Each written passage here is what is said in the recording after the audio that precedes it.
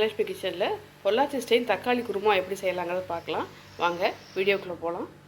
நல்ல இட்லி தோசைக்கு ஒரு சூப்பரான சைட் டிஷ்ஷு. பொள்ளாச்சி ஸ்டைல் தக்காளி குருமாவுக்கு நான் கடாயில் எண்ணெய் விட்டுருக்கேன்.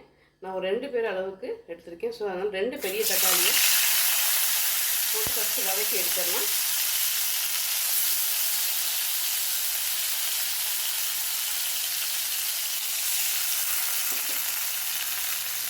தக்காளி நல்லா சாஃப்டாகிடுச்சு. இப்போ நம்ம தனியாக ஒரு தட்டில் எடுத்து வச்சு அதை ஆற வச்சு மிக்சியில் ஒரு அடி அடிச்சுட்டு எடுத்து வந்துடலாம்.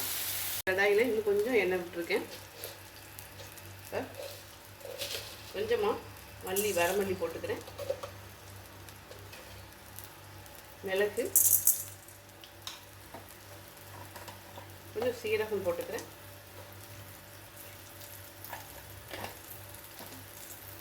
சின்ன வெங்காயம் கட் பண்ணி வச்சுருக்கேன். சின்ன வெங்காயம் போட்டுக்கிறேன். அடுத்து காரத்துக்கு மிளகாய், உங்கள் ஆப்ஷன் எவ்வளோ போடணுமோ போட்டுக்கோங்க. கொஞ்சம் கருவேப்பிலை, கொஞ்சம் தேங்காய், கொஞ்சம் இது எல்லாத்தையும் நல்லா வதக்கி எடுத்துடலாம். அப்படின்னா நல்லா வெங்காயம் எல்லாம் வதங்கிடுச்சு. நான் இப்போ அடுப்பு ஆஃப் பண்ணிடுறேன். மல்லித்தலை கொஞ்சம் செம்ஸோடு போட்டு ஆஃப் பண்ணிடலாம். தக்காளி அரைச்ச கையோடு இதையும் ஆற வச்சு அரைச்சி எடுத்துகிட்டு வந்துடலாம். தாளிப்புக்கு நான் கடாயில் எண்ணெய் விட்டுருக்கேன். கடுகு போட்டுக்கலாம்.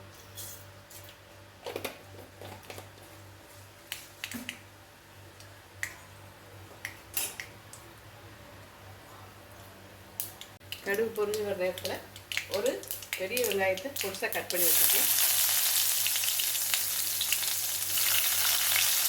கருவேப்பிலை போட்டுக்கலாம்.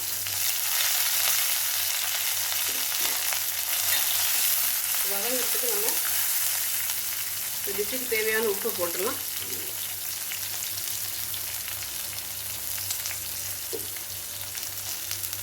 வெங்காயம் வதங்கட்டும்.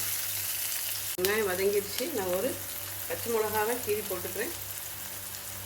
நம்ம வதக்கி அரைச்ச தக்காளியை சேர்த்துக்கலாம்.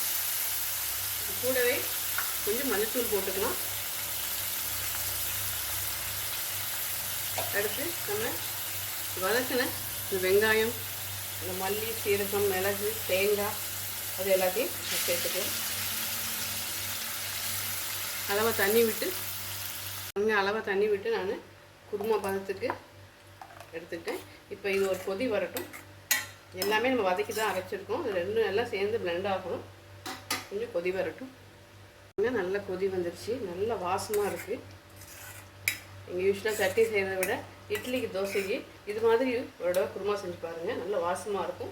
மல்லித்தலையை போட்டு நம்ம பொள்ளாச்சி ஸ்டைல் தக்காளி குருமா முடிச்சுக்கலாம். இன்னொரு சூப்பரான டிஷ்ஷோட மீட் பண்ணலாம். மறக்காமல் சேனல் லைக் பண்ணுங்கள், ஷேர் பண்ணுங்கள், சப்ஸ்கிரைப் பண்ணுங்கள். தேங்க்யூ.